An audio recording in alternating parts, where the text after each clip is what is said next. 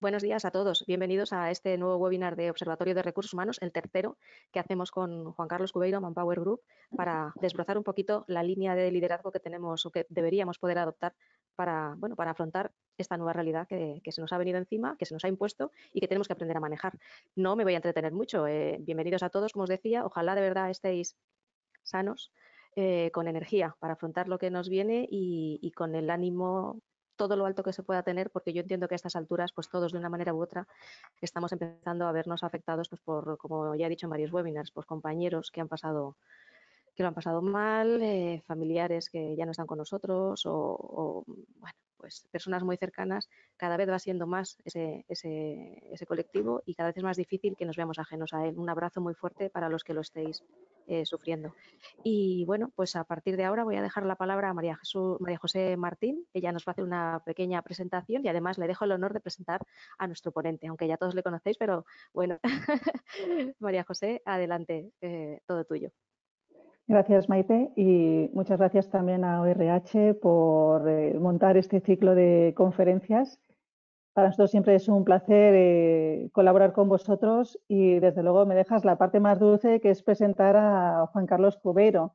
Todo el mundo sabe que Juan Carlos es un experto en liderazgo y transformación, es Head Coach de Manpower Group Talent Solutions, nos ilustra siempre con sus conferencias, es consejero de la Fundación Humanity Institute, es profesor de Deuste, es presidente de honor de la Asociación Española de Coaching, presidente de About My Brain, premio al líder humanista. Creo que escribir más de 50 libros no tiene precio, pero sobre todo lo que yo destacaría siempre de Juan Carlos es su gran humanidad, siempre dispuesto a tender una mano, a ayudar para que la gente crezca, firme convencido de la importancia de liderar desde la coherencia, desde la ética, desde los valores de compañía y siempre con un propósito claro. Probablemente ha cometido el pecado de ser coach de grandes CEOs de este país y para nosotros siempre es un honor tenerte con nosotros y disfrutar de ti, porque es verdad que la gente de Talent Solutions tenemos la gran suerte no solamente de verla aquí, sino de poder trabajar codo con él. O sea que, Juan Carlos, muchas gracias por hacer un huequito en tu apretada agenda para disponer de esta hora e inspirarnos, ¿no? En Manpower Group, como sabéis y explicaba la semana pasada, creemos firmemente que hay que apostar por una unión entre el ciclo de talento y el ciclo de la tecnología. Juan Carlos usa un término que a mí me gusta mucho, que es el flexitecnoempleo, y que es ideal para explicar por qué nosotros entendemos que es tan importante unir tecnología y talento. Probablemente estamos viviendo una pandemia que marcará nuestras vidas para siempre. Es verdad que los expertos dicen que probablemente no será la última y que el cambio climático lo que está acometiendo o lo que está provocando es que se liberen algunos virus que nos harán sufrir un poco más. Pero sobre todo, ese restablecer el equilibrio con la naturaleza y establecer un desarrollo sostenible también tiene mucho que ver con el talento y la tecnología. Hemos visto cómo las personas que se han hecho esenciales en esta crisis no son precisamente las más tecnológicas, pero la tecnología ha actuado como un acelerador de cualquier iniciativa que se ha puesto en marcha. Nosotros en Manpower Group creemos firmemente que la tecnología ha venido para quedarse, que impacta en el modo de liderar, que impacta en el modo de trabajar, en el modo de crear y que desde luego no puede existir sin considerar la persona, la ética, los valores, cómo realmente ponemos en marcha todo lo que tiene que ver con una tecnología ética y responsable que sea precursora de la reducción de desigualdades. Por eso para nosotros talento y tecnología están al mismo nivel y deben integrarse como un ecosistema. Yo estoy segura, Juan Carlos, que la conferencia de hoy, post-COVID, va a ser absolutamente no solamente inspiradora, sino también muy práctica y nos va a ayudar mucho a retornar al mundo que nos vamos a encontrar después de este confinamiento de un modo mucho más coherente, responsable, sostenible e integrador para todos los que estamos trabajando. Muchas gracias y todo es tuyo, Juan Carlos. Pues muchas gracias, María José, muchas gracias, Maite.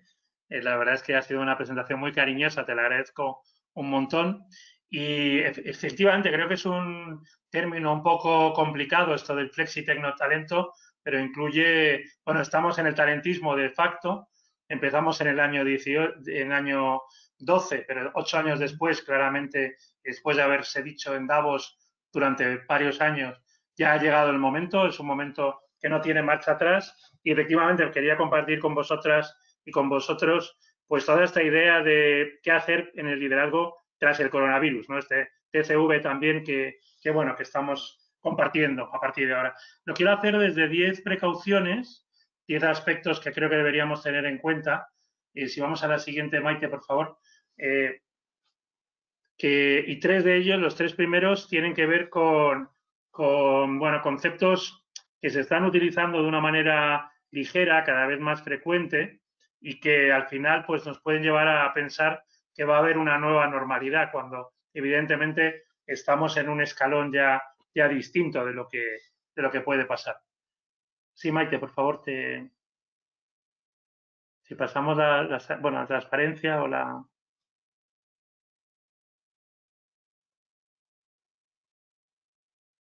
Sí, gracias.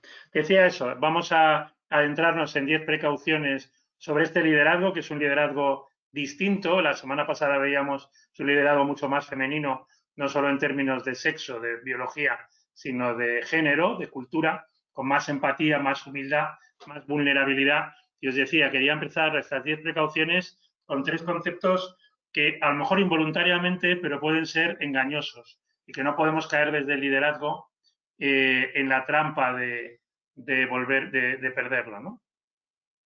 Perdonad, que ahora no sé qué. Sí. Bueno, 3 conceptos engañosos que tienen que ver con, como decía Wittgenstein, el filósofo, los límites de mi mundo son los límites de mi lenguaje. Hay que atender a la importancia que tiene el lenguaje en el liderazgo, y si esto siempre ha sido importante, recordemos los libros de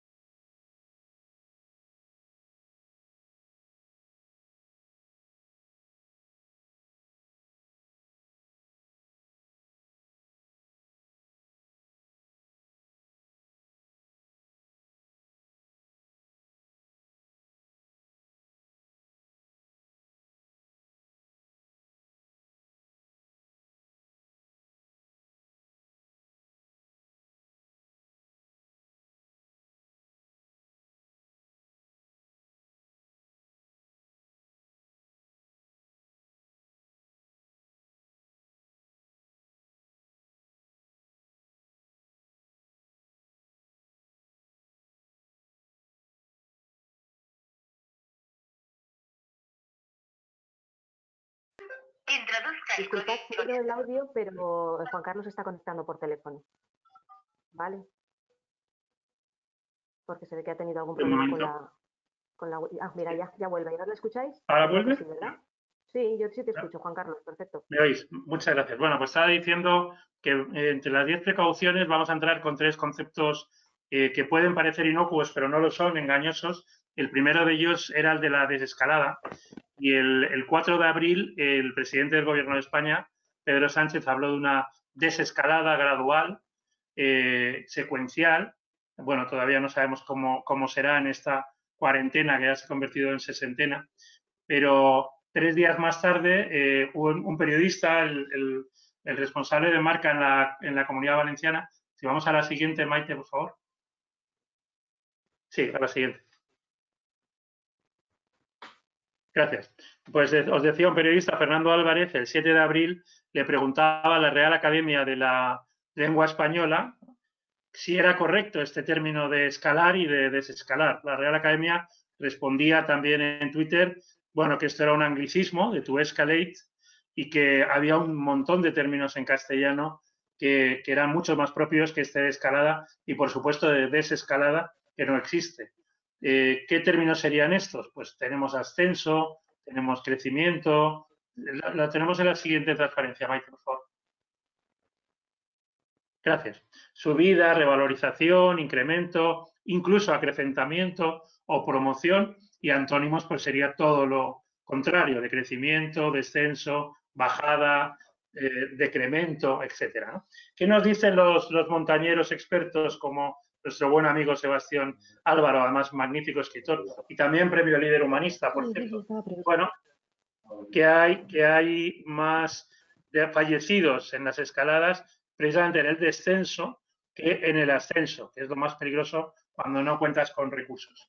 ¿Por qué ha venido toda esta idea del confinamiento? Bueno, porque las autoridades médicas, en un momento dado, la Organización Mundial de la Salud, cuando se produce la pandemia, pues aconsejaba que nos quedáramos en casa precisamente porque el sistema sanitario no podía permitir pues digamos una entrada masiva de afectados y de enfermos. Por eso lo que deberíamos tener en cuenta es ese descenso más que desescalada y llevarlo al liderazgo también. Es una situación peculiar, pero vamos a salir de una manera completamente diferente. Si vamos al segundo concepto que quería compartir con vosotras y con vosotros. Sí, gracias. Es el de la reconstrucción, que también se está utilizando estos días dentro del lenguaje bélico. Como recordaba la semana pasada, se ha dicho en el Parlamento Europeo, Esteban González Pons, que esto es una pandemia, no es una guerra. Por lo tanto, podemos aprovechar esta lucha conjunta, que está bien, pero limitar en lo posible este lenguaje bélico.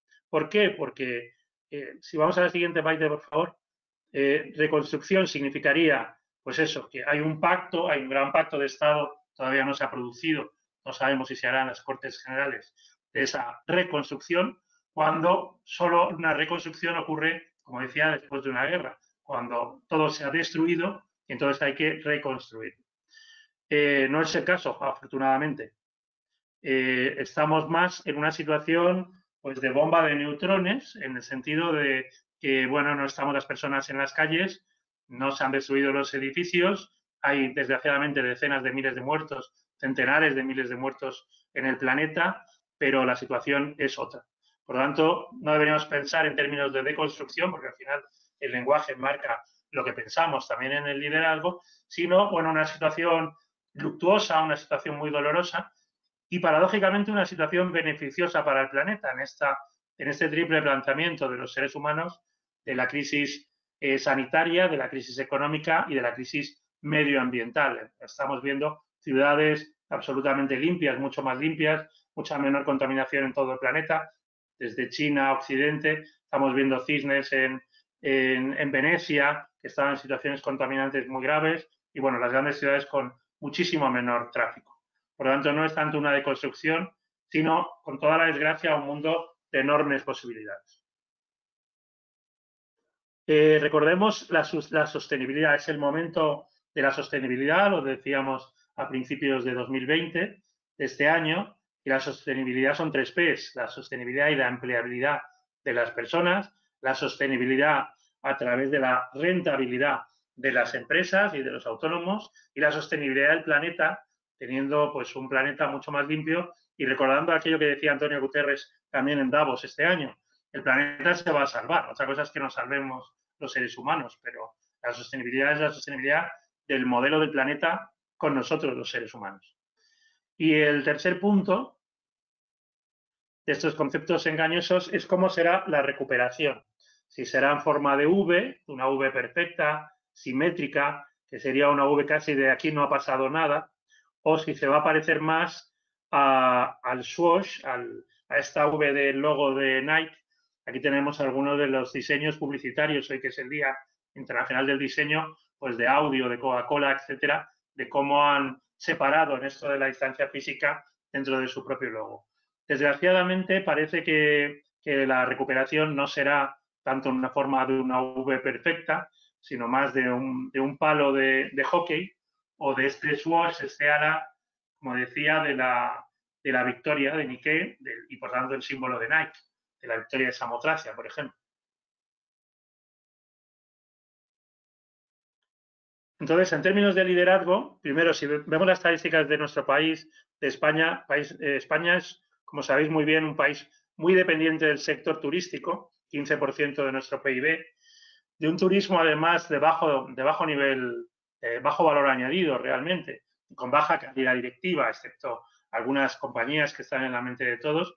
Bueno, tenemos que reinventar buena parte de los sectores de la economía española, por supuesto el turismo, tenemos que hacer renacer a la industria, tenemos que generar servicios de mucho mayor valor añadido, y eso también depende mucho de nuestra calidad directiva.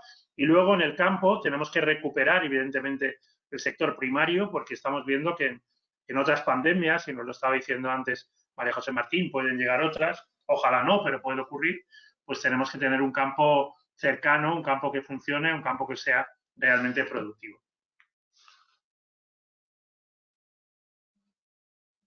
Entonces, bueno, como decía Marcel Proust, si no mides lo que quieres, acabas queriendo lo que mides. O anteriormente, Blaise Pascal, el filósofo también francés, decía, si no actúas como piensas, piensas como actúas. Aquí el gran error sería, desde el liderazgo, pensar que vamos a salvarnos, va a acabar la crisis cuando el PIB remonte. Estamos teniendo una bajada tremenda en marzo y en abril del Producto Interior Bruto. El padre de este concepto, en los años 50, Simon Kuznets, premio Nobel de Economía, ya dijo en el año 62 que el PIB sirve para lo que sirve, pero no sirve para medir el bienestar de una organización y para medir el bienestar de un país, evidentemente. Tenemos que ir más al índice de desarrollo humano, tenemos que ir a condiciones de vida, tenemos que ir a la calidad y a nuestra felicidad, que tiene que ver con la salud, con la educación, con la justicia. Por tanto, no caigamos en esta trampa de pensar que, bueno, si vuelve a repuntarse el PIB, como pasó en la crisis de 2008, con una enorme desigualdad, pues ya el tema está solucionado. Como digo, es un tema de salud y vivimos, me gusta recordarlo, en el país más saludable del mundo, según los datos de Bloomberg, los más recientes, pero también en el país de la justicia, en el país de la educación, y deberíamos mejorar el mercado laboral, deberíamos mejorar la calidad directiva, como decía antes, la meritocracia, donde estamos en el puesto 69, y la educación, donde estamos en el puesto 61. Pues estos serían los tres elementos, los tres conceptos que podrían ser engañosos desde la parte del lenguaje de estos términos, y vamos a pasar a otros 7 que afectan directamente en este liderazgo tras el coronavirus.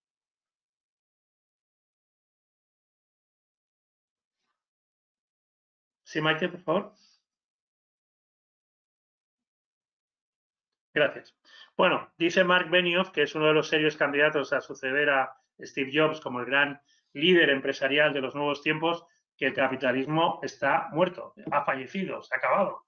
Lo dice nada menos que el CEO de Salesforce, una de las compañías que en estos momentos le está yendo mejor en esta tecnología, en este doble ciclo de que hablaba antes María José, entre talento y tecnología. Es el tiempo de reconocerlo, estamos en una era nueva, en la era del talentismo, y por mucho que otros premios Nobel, como Joseph Stiglitz, digan, bueno, que cabe un capitalismo progresista, una respuesta a la era del malestar, en realidad es el talento lo que tiene que marcar la crisis económica y la recuperación de verdad, ojalá en una forma de V muy corta, pero lamentablemente no parece así, y también el talento, evidentemente, que es el empleo, al final, cuando se ha puesto en valor ese talento.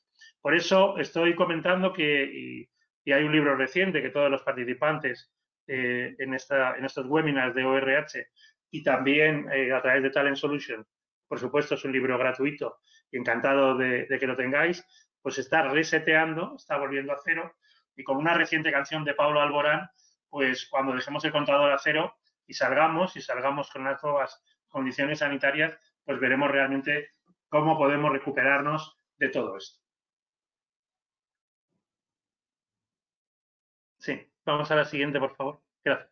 Por eso José Antonio Marina, me gusta mucho citarle, ya sabéis, pensador de cabecera, dice que la mayor demostración de la inteligencia no es la tecnología, no es la ciencia, no es el arte, no es la literatura, es la bondad.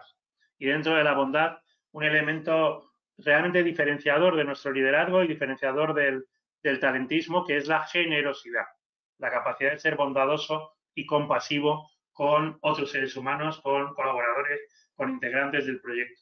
El nuevo liderazgo tras el coronavirus es un liderazgo de firmeza compasiva, es un liderazgo donde tenemos que dar ejemplo. Y este sería el cuarto punto. Dar ejemplo desde los test.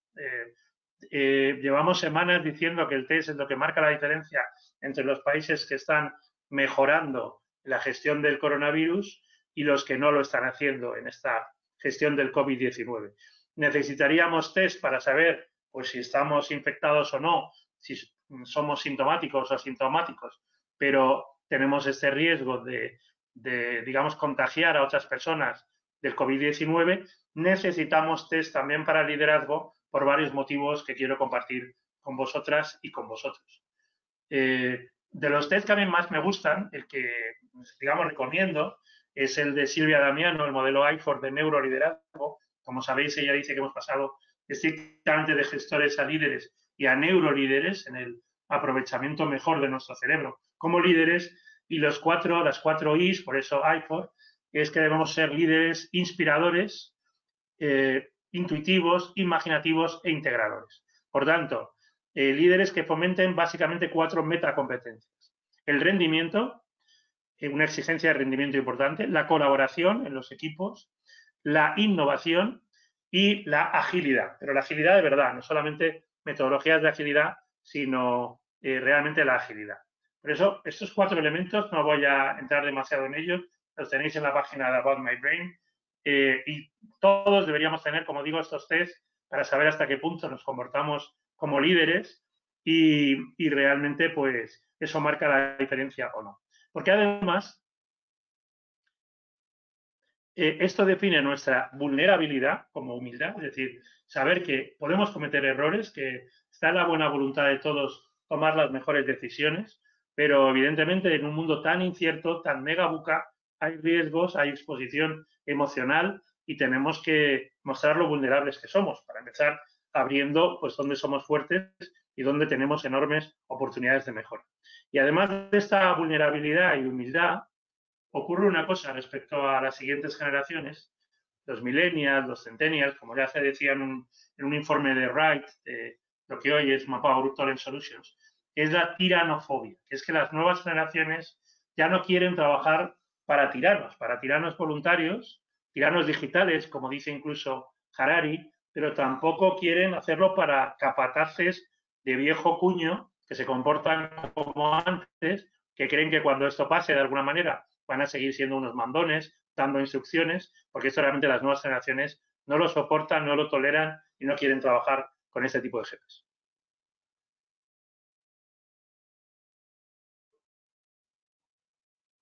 Sí, vamos a ver. Gracias.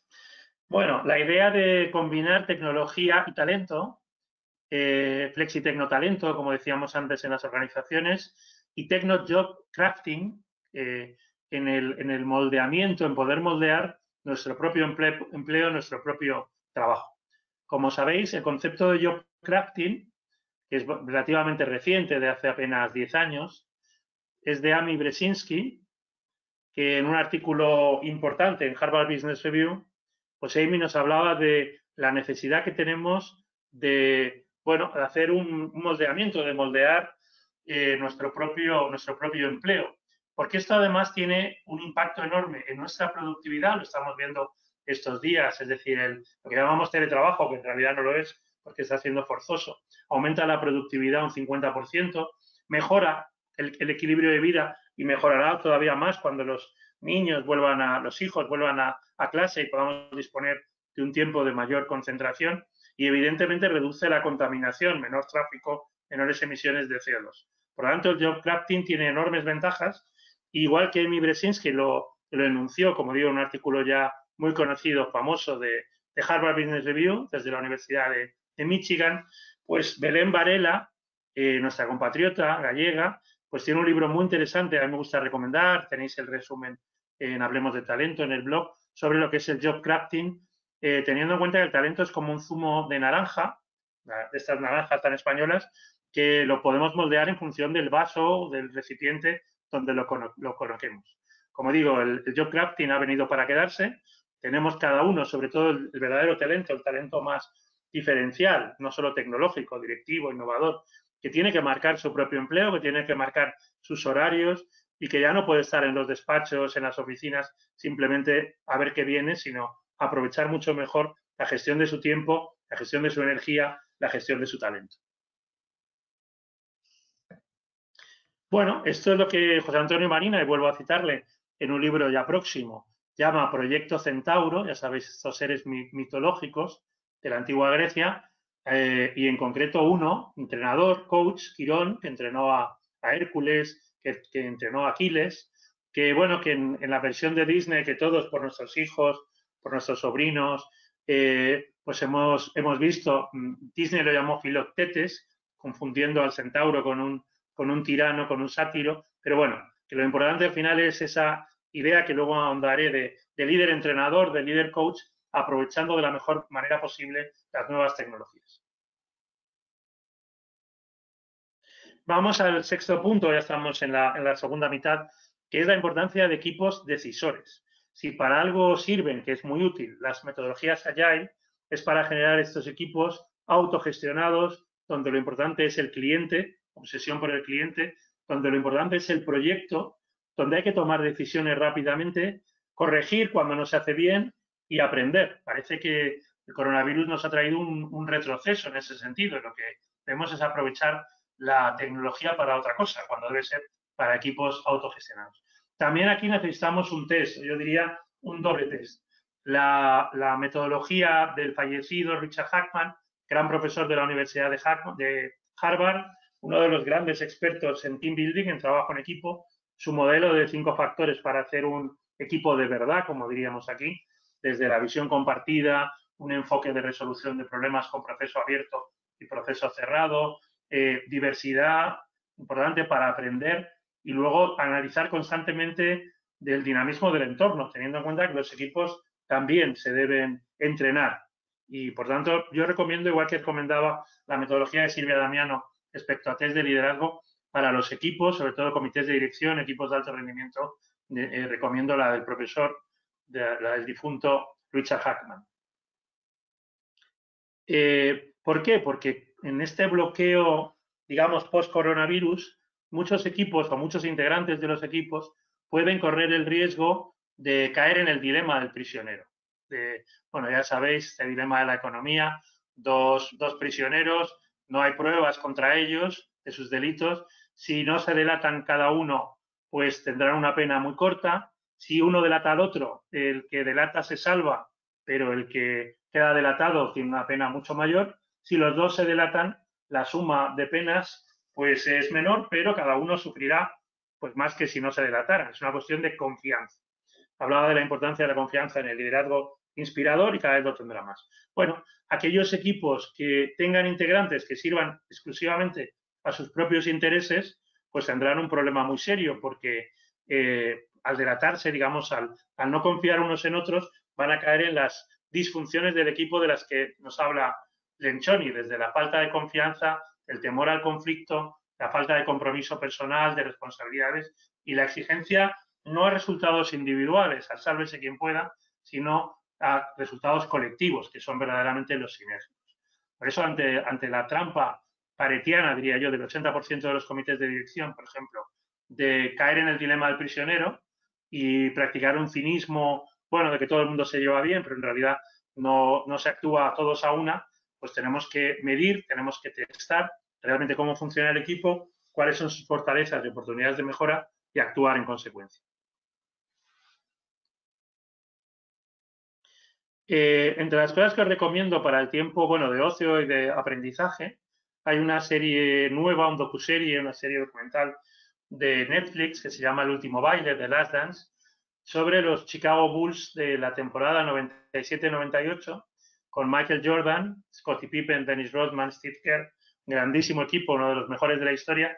Había ganado ya 5 anillos, había conseguido 3 campeonatos de la NBA consecutivos y luego, tras el paréntesis de Jordan en el béisbol, otros 2, y quedaba una última temporada, ya se iba a prescindir del entrenador, de Phil Jackson, y bueno, se plantearon de una manera muy madura, muy muy rigurosa, muy seria de preparación y de mentalización, cómo podía ser este último baile, esta última temporada, y efectivamente, con esto no spoileo nada, consiguieron el 6º anillo. Precisamente poniendo en marcha, es muy interesante, pues esta parte del test de equipo que estaba comentando. 7º punto, de capataz a coach, porque como comentaba en webinars anteriores, durante 100 años hemos vivido el taylorismo en sus distintas formas, taylorismo y burocracia. La burocracia ensalzada por Max Weber en 1906, el líder capataz, el jefe en la cadena de montaje, muy productiva respecto a lo que existía anteriormente, el modelo T de 1908, la Organización Científica del Trabajo de Taylor de 1911, pero ahora disponemos de mucha tecnología. Vamos a pasar en los próximos años a que más del 50% de la actividad económica se digitalice y, por lo tanto, los seres humanos tenemos que estar en otras cosas.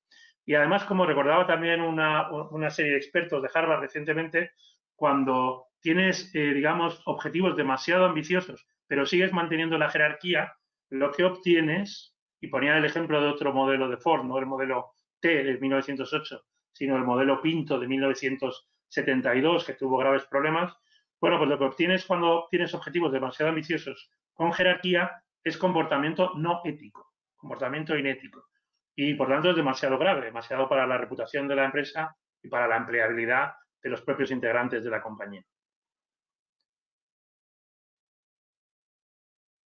Bueno, líder entrenador, que no es exactamente como un coach externo, pero que tiene los mismos principios, las mismas bases, que te puede cambiar como un buen entrenador de fútbol, de baloncesto, no solamente un juego, sino la propia vida.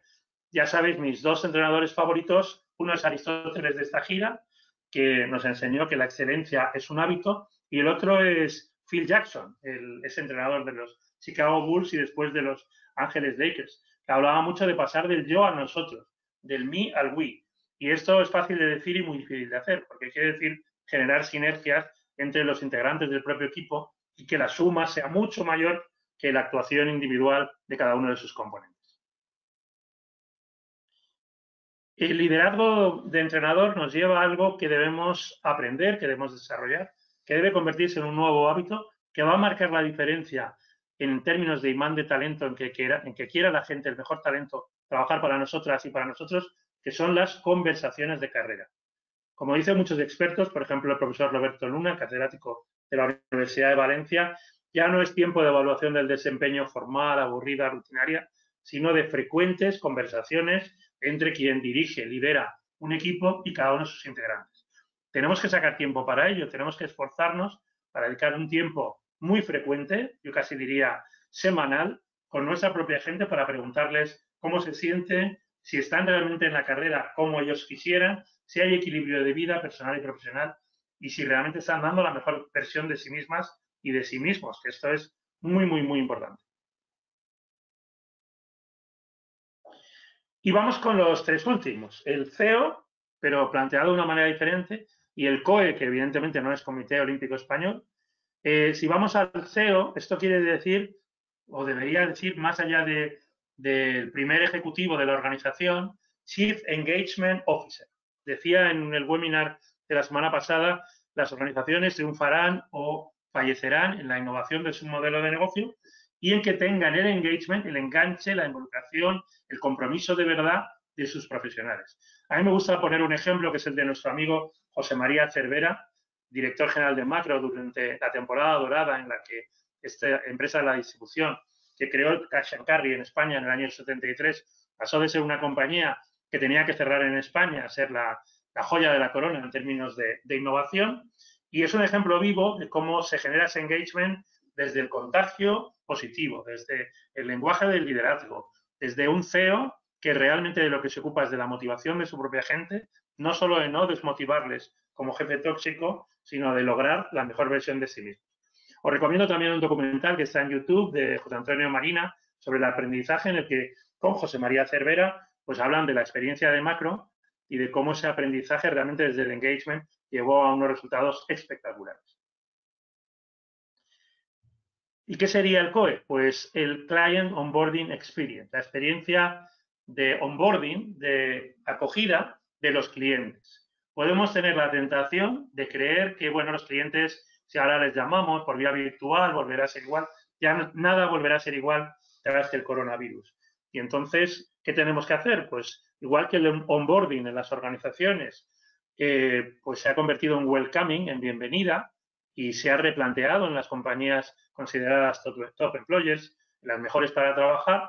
Lo mismo tenemos que hacer en esta vuelta de aprender del marketing al talento y del talento al marketing, en el abordaje, en la bienvenida a los clientes, en un tratamiento mucho más de co-creación con ellos, no de tratar de venderles un producto, sino de orientarles realmente en lo que necesitan.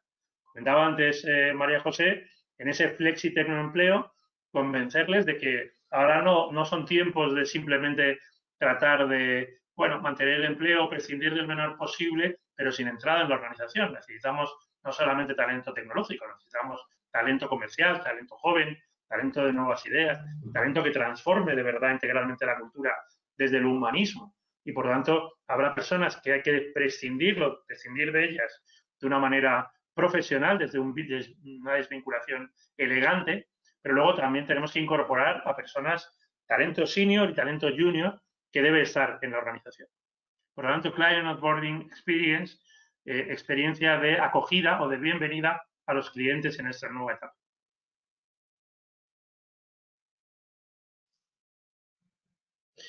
El penúltimo punto sería lo que técnicamente se llama metacognición, aprender a aprender, y es cómo somos capaces de no solamente aumentar nuestra learnability, sino reinventar nuestra aprendibilidad, nuestra propia learnability. En un holograma, ya sabéis los artículos que José Antonio Marina hace en su propia web todas las semanas, que introduce los domingos en un diario y luego hace más extensos. En el penúltimo hablaba de la hibernación de la escuela, que no es la hibernación del aprendizaje. Evidentemente la escuela se ha cerrado durante estas semanas, durante estos más de 60 días. Todavía no sabemos en estos momentos cómo concluirá el curso académico y cómo hacer la mejor valoración posible del aprendizaje, que es algo que a mí particularmente me interesa mucho, pero sobre todo en esta hibernación de la educación estamos viendo el papel de madres y de padres, estamos viendo toda la comunidad, no solamente educativa, sino familiar, para fomentar ese aprendizaje.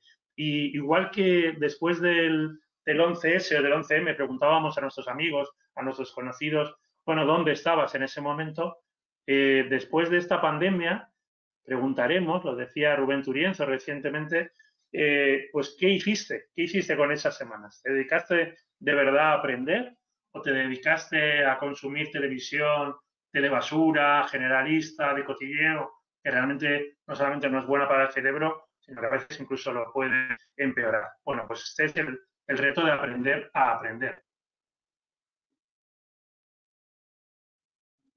Y esta metacognición también la podemos medir en un test rápido, que es, por ejemplo, el test del cociente de aprendibilidad, el LQ, el IQ en inglés, que está disponible, lo sabéis, en la web, que dice hasta qué punto, pues, si eres una persona que aprende desde la acción, desde el pensamiento, en qué combinación, y que esto es enormemente útil para potenciar, para maximizar, aprender a aprender.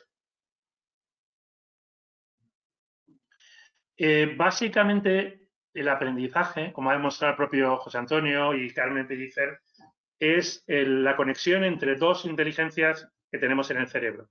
El sistema cognitivo, sistema inconsciente, básicamente, lo que llama Pellicer y Marina la inteligencia computacional, y la inteligencia ejecutiva, que es la inteligencia consciente, la inteligencia de un esfuerzo, la inteligencia del eureka de Arquímedes, cuando encuentra la respuesta a lo que hace. Y entre una inteligencia y otra está el umbral de la conciencia, precisamente. De manera que como líderes entrenadores, lo que tenemos que hacer es fomentar esa conciencia, por ejemplo, con preguntas abiertas, fomentando la reflexión, y que nuestras reuniones no sean un monólogo de decir constantemente qué es lo que hay que hacer, instrucciones, sino fomentar con estas preguntas que no son ambiguas, sino que son útiles, pues realmente qué es lo que piensa cada uno para involucrarse mucho más, porque evidentemente cuanto más participe el equipo, más se va a comprometer, más engagement va a tener. Y vamos con el último punto, que es no caer en el pánico. El miedo, como he dicho muchas veces, es una emoción útil, es una emoción que te puede salvar la vida. Cuando se convierte en pánico de una manera intensa y absolutamente irracional, cuando se convierte en terror, que es un periodo histórico de la Revolución Francesa, de todos contra todos, de la guillotina, pues realmente eso no es útil, no es valioso, no nos va a sacar de la crisis económica y de la crisis medioambiental. Tenemos que concebir la organización como líderes, como una empresa viva, como un sistema vivo. No desde el paradigma mecanicista de la fábrica terrorista que comentaba antes, sino desde la vida, desde un sistema biológico, desde un ecosistema, desde una comunidad humana que realmente sobrevive y crece. Frente a esto, lo que Daniel Goleman llamó ya hace 25 años el secuestro amigdalar, cuando la información es muy estresante, y lo estamos viendo con el alarmismo de determinados medios en las últimas semanas, pues lo que tenemos es el riesgo de que esa información, a través de los 5 sentidos, sobre todo de la vista, llegue al tálamo y en lugar de pasar a la neocorteza, al cerebro racional, pues se quede en la amígdala, se quede en esta parte central de nuestro cerebro, de nuestra cabeza, que nos da una respuesta reptiliana, una respuesta de bloqueo emocional, de miedo, pero no una respuesta de racionalidad, de realmente lo que es más inteligente para el ser humano. Por lo tanto, tenemos que sobrepasar este bloqueo amigdalar y para ello el mindfulness, la relajación, la tranquilidad, la resiliencia, la serenidad propia de los líderes, lo que hemos llamado en estos días firmeza compasiva.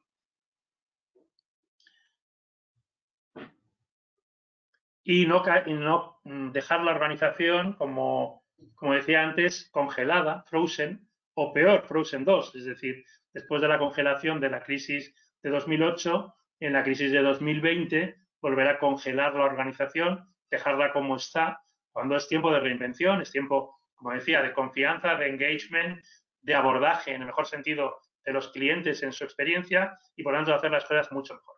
La organización como sistema vivo, como sistema nervioso, que es los datos, conocimiento y sabiduría, como sistema sanguíneo, que son los procesos cada vez más ágiles en equipos decisores, como un esqueleto, que es una estructura que sirve a una estrategia, y una estrategia, como digo, con un modelo de negocio innovador y con datos que al final pues no se van a interpretar solos, sino que cuanto más datos tengamos, Big Data, más criterio del liderazgo desde la experiencia, y aquí debe haber una sana combinación entre la experiencia del talento senior y el resto de la organización para convertir esos datos en enormes oportunidades, siempre teniendo un puerto que alcanzar, un puerto al que arribar.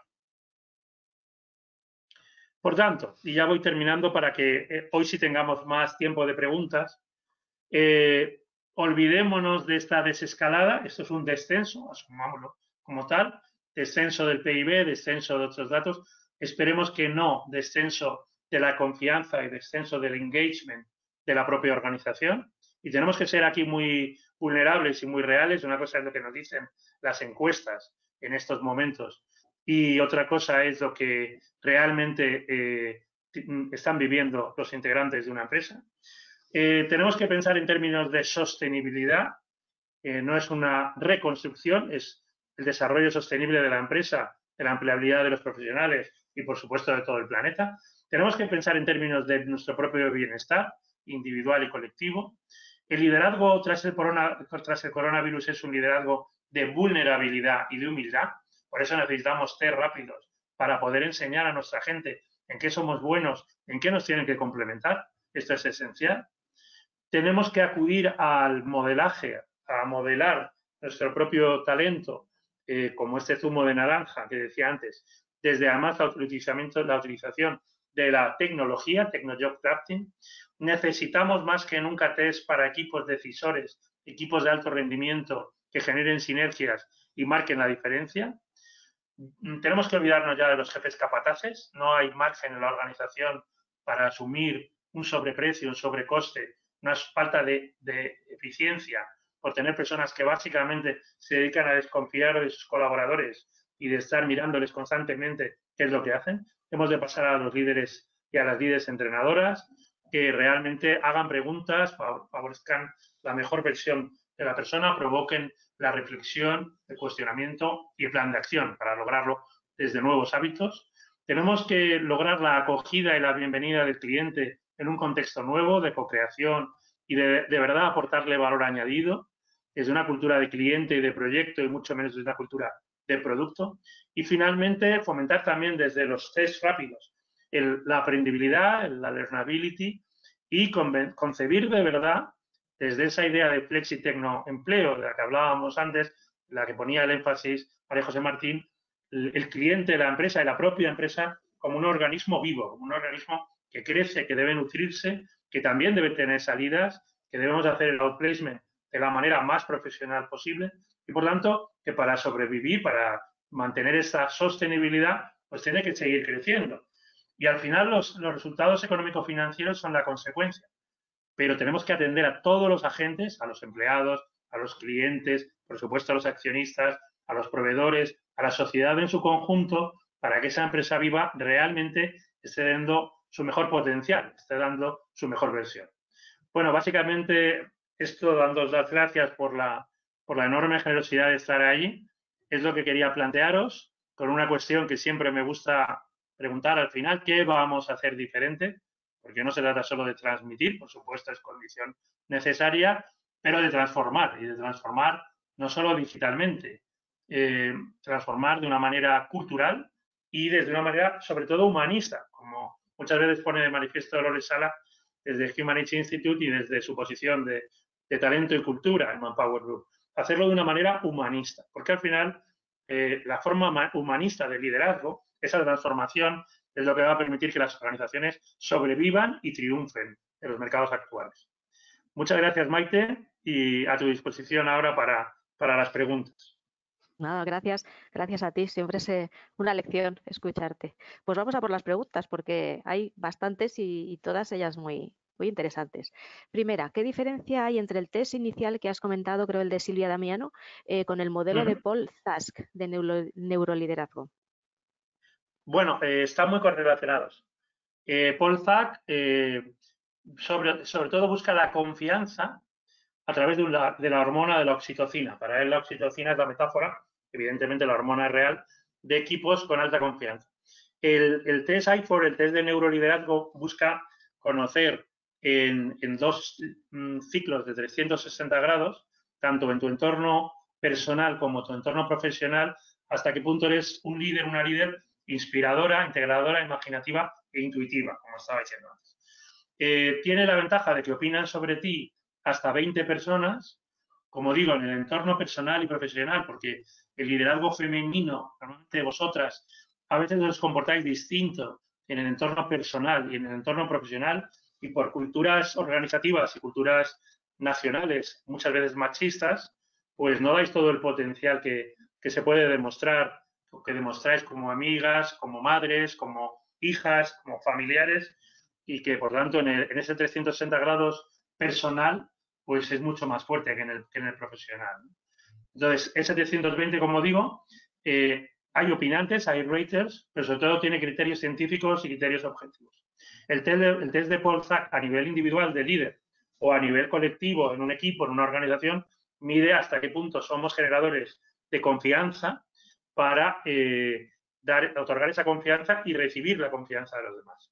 Igual que el test de Edelman, a nivel de instituciones, mide anualmente, y también lo hace para empresas, hasta qué punto en términos de integridad y de competencia profesional, pues realmente generas la confianza que es útil para llevarlo al engagement, como decía antes, y a la rentabilidad. Estupendo. Siguiente. En organizaciones grandes con líderes muy establecidos y estancados en su zona de confort, ¿cómo se pueden movilizar para que se den cuenta de que el cambio es necesario e imprescindible?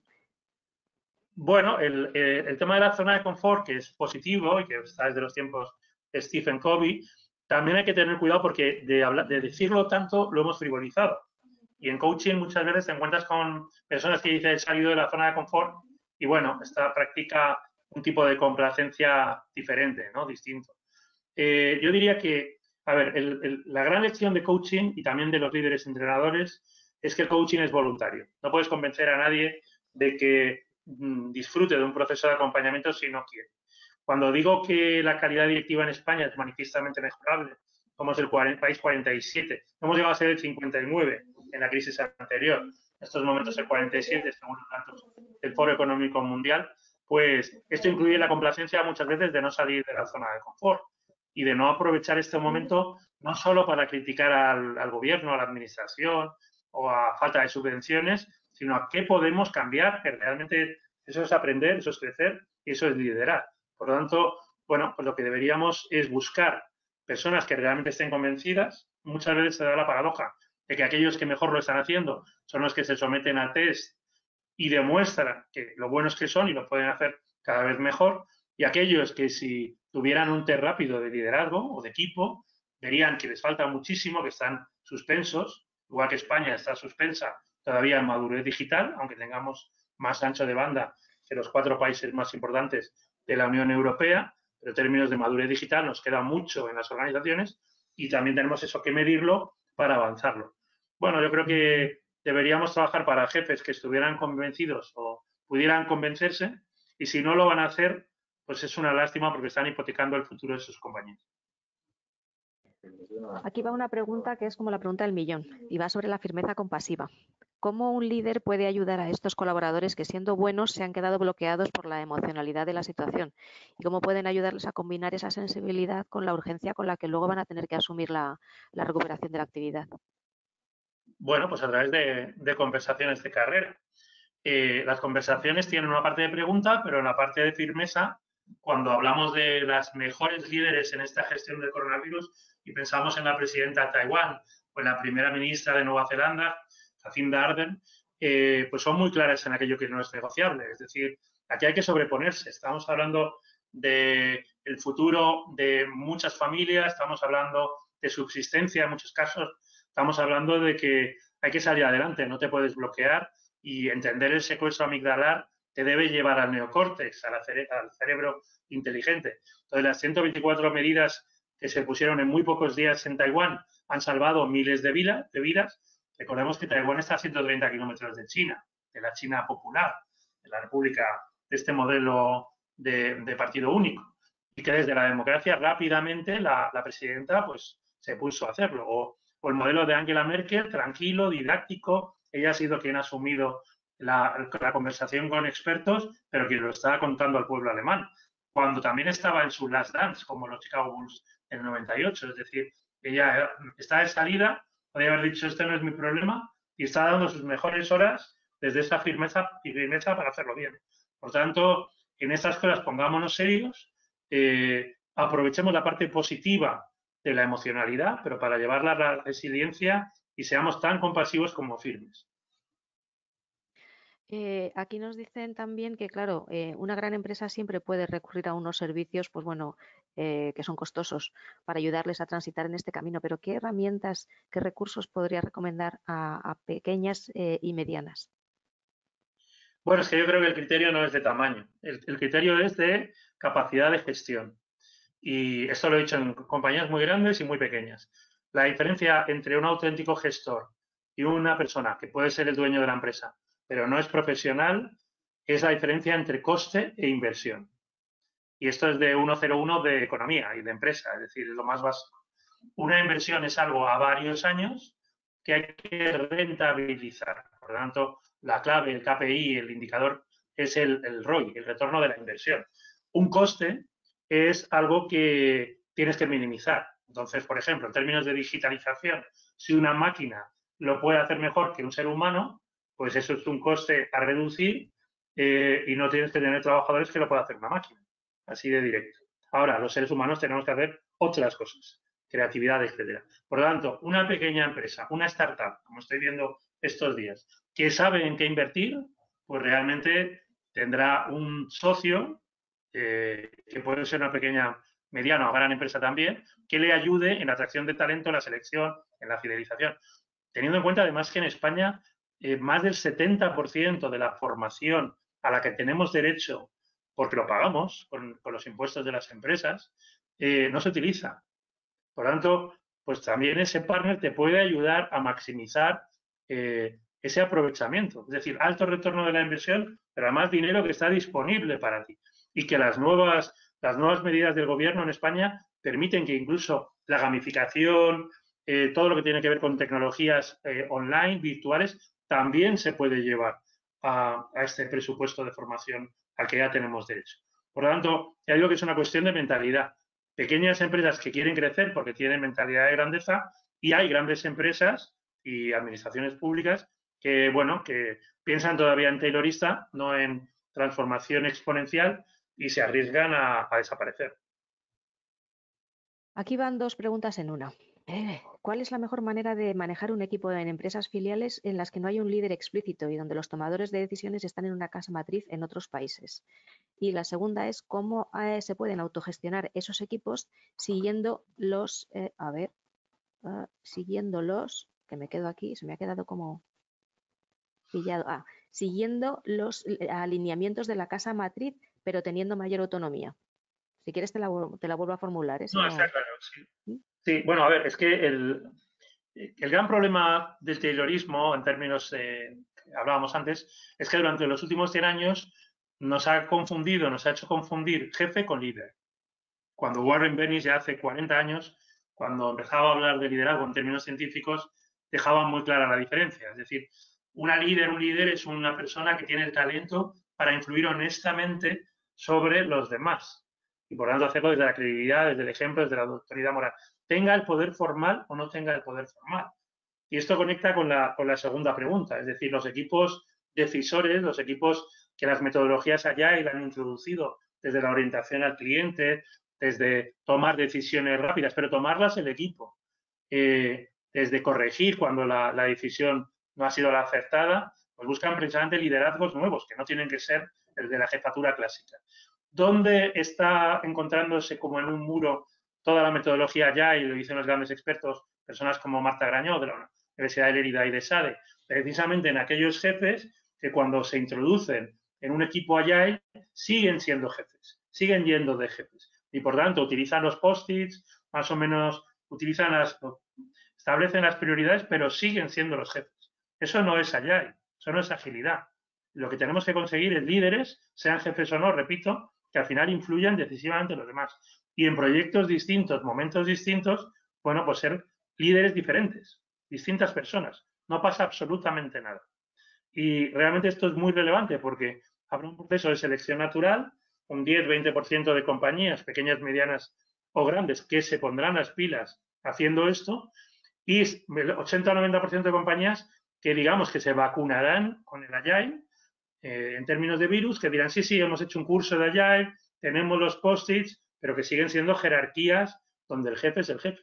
Y entonces no van a tener la innovación, el pensamiento disruptivo, la atención al cliente que realmente necesita su propia organización para sobrevivir. Supongo que esto que estás comentando también es aplicable al liderazgo multinivel. Sí, por supuesto. Al final la estructura sigue la estrategia, y sea una compañía multinacional, liderazgo multinivel, lo que tenemos que conseguir es, pues eso, confianza y engagement. Estoy comprobando, por lo que me cuentan muchos profesionales, que hay todavía muchas calls, muchos go-to, muchos Zoom que reproducir virtualmente las viejas reuniones aburridas de siempre, donde el cociente de lenguaje del jefe es el 60, 70, 80% del tiempo, lo cual es una falta de liderazgo, porque los verdaderos líderes, los líderes estos de firmeza compasiva, hablan menos del 50% del tiempo en una reunión, comparado con todos los demás que están en esa reunión. Perfecto. Mira, nos preguntan si podrías recomendar algún tipo de assessment online para liderazgo. Sí, bueno, he recomendado el de About My Brain, el modelo I4, que se hace online, es decir, entrando en la página de About My Brain, sobre mi cerebro, sería en castellano, por supuesto. He recomendado el test de Richard Hackman, que normalmente se utilizan en los coaching de equipo, que también está en la web. Y como antes decía María José Martín, incluso en términos de lo que sería una propuesta al uso, bueno, pues los verdaderos expertos en estas cosas siempre pueden ofrecer. Yo lo único que diría en esto, porque hay test muy valiosos científicos, es no caer en la trampa también de decir, bueno, es que es un 360. 360 no es ningún tipo de test, todos son 360. Reflejan opiniones de jefe, pares y colaboradores en 360 grados, dando toda la vuelta. O 720 si son 2 ciclos de 360.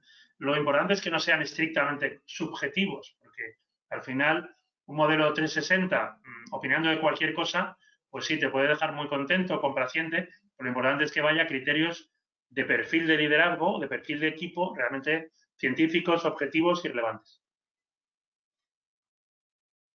Nos preguntan también que cómo se puede generar engagement a través de la gamificación.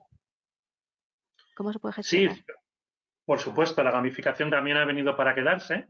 El tecnoaprendizaje es muy útil, básicamente porque cubre dos necesidades. La gamificación es entretenida, estamos aprendiendo de los videojuegos, que ya es toda una industria, que supera la industria del espectáculo convencional, que realmente para aprender, algo que ya decía Erasmo de Rotterdam, para aprender tienes que entretenerte, tienes que pasártelo bien, y por lo tanto es mucho más útil digamos, la parte de aprendizaje cuando estás interactuando, mucho más vivo, mucho más brillante en todos los sentidos.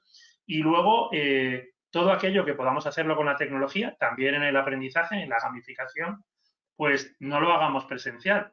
Hablaba el otro día con el doctor Sotelo, desde Los Ángeles, médico venezolano, que es uno de los grandes expertos, grandes urólogos, que hace operaciones en estos momentos en 23 países, desde la Universidad de California en Los Ángeles, y bueno, que dice, bueno, todo lo que es una consulta tradicional se puede hacer absolutamente de forma virtual, como la gamificación, y aquellas cuestiones que son muy presenciales, muy personales de contacto humano, que son la excepción y no la regla, pues aprendamos de esta manera diferente. Por lo tanto, todo aquello que se pueda hacer por gamificación, y repito, utilizando el presupuesto a que tenemos derecho, hágase, y todo aquello que requiera realmente la presencia en el entrenamiento, pues realmente hagámoslo distinto. Estamos aprendiendo, por ejemplo, estos días con Patrick Jordan y otras expertas en entrenamiento, en ejercicio físico, que se puede hacer mucha gimnasia virtual,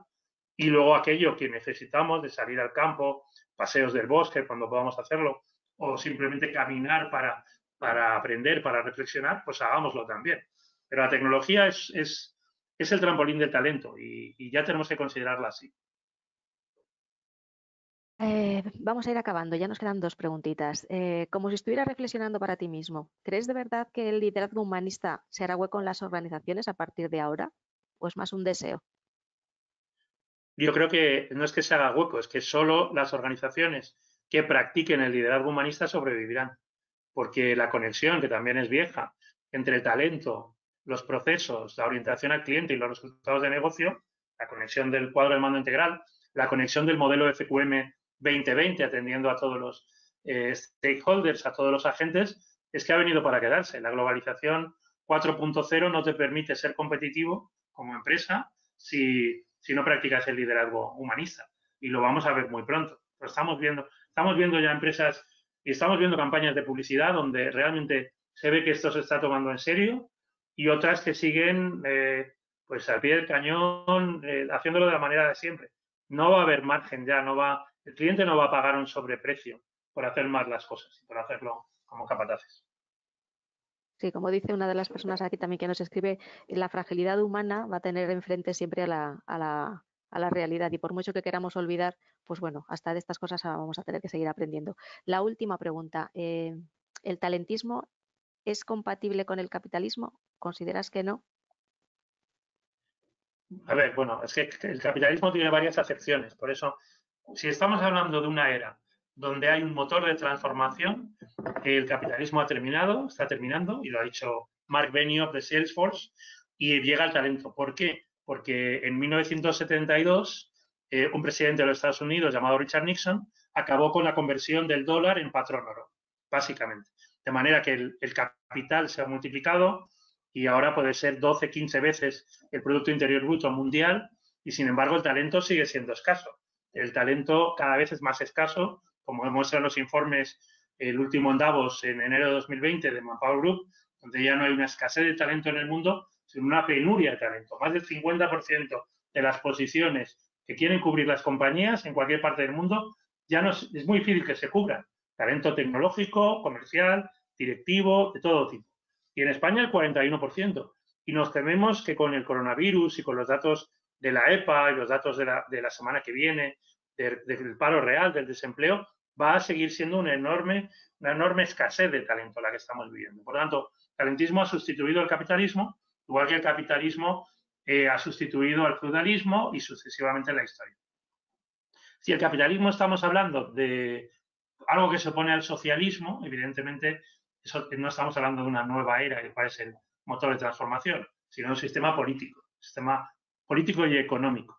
En la medida que asociábamos la democracia y la cultura liberal al capitalismo, pues tendremos un capitalismo, incluso, como he dicho antes, un capitalismo progresista que se está diciendo ahora, un capitalismo que se resetea, que no lo he dicho yo, antes del artículo del 5 de marzo lo decía el Financial Times, el capitalismo debe resetearse.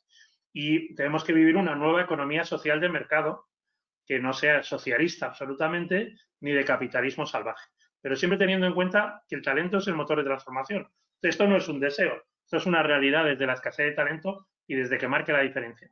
Cuanta más tecnología tengamos, más va a marcar el talento la diferencia en las organizaciones y entre individuos. Por lo tanto, por eso el talentismo ha venido para quedarse, por lo menos hasta dentro de 250 o 300 años. El capitalismo ha vivido 500, que tendremos otra cosa, que bueno, los que estén en ese momento pues ya nos dirán lo que es, pero que de momento no sabemos. Pues muchísimas gracias. Ya son las 2 de la tarde, hora de comer para muchos. Muchísimas gracias, Juan Carlos, porque en estos 3 webinars, pues bueno, nos has inspirado muchísimo. Ahora la inspiración tiene que pasar a la acción. Y eso ya corre de vuestra cuenta. Como decía Picasso, la inspiración nos tiene que pillar trabajando. Y trabajando en las tareas útiles, trabajando en la confianza, en el engagement, en medir el liderazgo propio y de nuestra organización, en una transformación enormemente positiva. Ni podemos quedarnos bloqueados, ni podemos engañarnos con una nueva normalidad como si no hubiera pasado nada. Pero bueno, lo bueno es que sois muchos los que tenéis interés en hacerlo. Para vuestra información, sois casi, y tendría que ver las últimas cifras, 2.400 personas las que os habéis inscrito para seguir estos 3 webinars de Juan Carlos Cubeiro. Seguro que más de uno toma cartas en el asunto y se lanza a la acción. Mucha suerte con todo ello, cuidaros mucho y hasta otro webinar. Muchas gracias a ti también, Juan Carlos. Un abrazo. Muchas gracias.